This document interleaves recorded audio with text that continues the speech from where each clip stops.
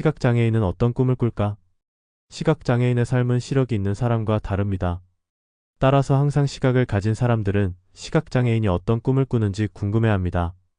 그들의 꿈에도 시각적 요소가 존재하는지 아니면 소리, 촉감, 냄새와 같은 감각적인 것들로만 구성되는지에 대한 질문입니다. 이 질문에 대한 직접적인 답변은 없지만 가능한 한 많은 정보를 제공하겠습니다. 시각장애인의 꿈에 영향을 미치는 요인. 시각적 요소에 관해서는 이는 해당 인물이 언제 시각을 잃었는지에 크게 의존합니다. 선천적인 시각장애인 태어날 때부터 시각장애인은 꿈에서 아무것도 보지 못합니다. 그들은 깨어있을 때도 아무것도 보지 못하기 때문입니다. 이 결론을 뒷받침하는 두 가지 이유가 있습니다. 첫째, 그들은 사람, 자동차, 건물과 같은 물체를 본 적이 없기 때문에 그들의 무의식은 그러한 장면을 재구성할 수 없습니다. 둘째, 선천적인 시각장애인은 REM 빠른 안구 운동 수면 중 눈 움직임이 적습니다. 2단계에서 복잡한 꿈이 주로 발생하기 때문에 REM이 적으면 생생한 꿈을 꿀 가능성이 낮습니다. 하지만 이러한 설명에는 단점이 있습니다.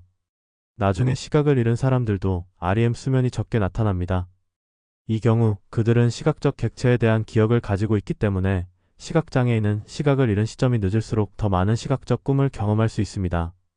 예를 들어 5세 또는 7세 이전에 시각을 잃은 사람들은 태어날 때부터 시각장애인인 사람보다 더 많은 시각적 꿈을 꿉니다. 시각장애인이 꿈꾸는 내용. 일반적으로 시각장애인은 다양한 주제의 꿈을 꿀 수 있습니다. 하지만 그들의 꿈의 대부분은 이동이나 여행에 관한 것입니다. 이는 그들이 이동할 때 겪는 어려움 때문입니다. 1999년에 실시된 15명의 시각장애인을 대상으로 한 연구에서는 이들이 꿈에서 서비스계 음식 상호작용을 자주 꿈꾼다고 했습니다. 연구 결과 시각장애인은 공격적인 상호작용이나 개인적인 실패, 성공에 대한 꿈은 드물게 꾼다고 합니다. 시각장애인과 비장애인의 꿈의 차이. 시각장애인의 꿈의 중요한 요소는 그들이 시각 요소보다 후각, 촉각, 미각, 청각의 감각이 더 발달해 있다는 점입니다. 예를 들어 꿈에서 곰이 공격해오는 상황은 시각장애인에게도 무서울 수 있습니다. 그들의 꿈속에서 후각과 청각은 매우 강하게 작용합니다. 꿈이 끝날 때 시각장애인과 비장애인 모두 감정적으로 강한 느낌을 경험합니다. 따라서 그들의 꿈은 시각적 요소가 부족해도 생생하게 느껴질 수 있습니다. 시각장애인도 악몽을 꿀까? 시각장애인도 비장애인처럼 악몽을 꿉니다. 사실 시각장애인은 비장애인보다 악몽을 4배나 더 많이 꾼다고 알려져 있습니다. 그들이 걱정하는 일이 악몽으로 나타날 수 있습니다. 시각장애인도 비장애인과 유사한 도전과제를 겪으며 인간관계, 직장, 친구 등 여러 가지에 대해 걱정할 수 있습니다. 따라서 그들의 삶의 핵심 영역이 위협받을 때 두려움을 느끼고 악몽을 꾸는 것은 자연스러운 일입니다. 시각장애인은 꿈과 깨어남을 어떻게 구분할까? 꿈에 대해 이야기하면서 시각장애인이 어떻게 꿈과 깨어남을 구분하는지 궁금해하는 사람들이 있습니다. 이는 간단합니다. 모든 사람은 생체 리듬을 가지고 있습니다. 시각장애인의 경우 이 리듬은 빛과 어둠으로 조절됩니다. 시각장애인도 직접적으로 빛을 볼 수는 없지만 어둠을 감지할 수 있습니다. 또한 시각을 가진 사람들과 함께 살면서 움직임과 일상이 생체 리듬을 형성하는 데 도움을 줍니다.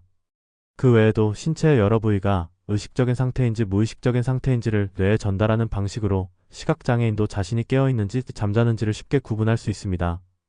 이는 그들의 생활 방식이기 때문에 자연스럽게 이루어집니다. 꿈의 신비.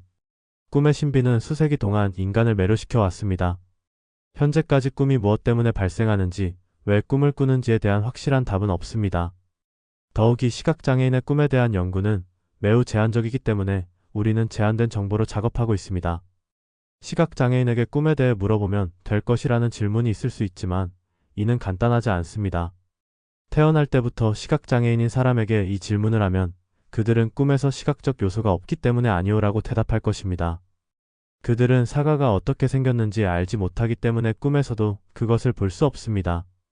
평생 설탕을 한 번도 먹어본 적이 없는 사람에게 사람들이 몇십 년 동안 설명해도 설탕이 어떤 것인지 이해할 수 있을까요?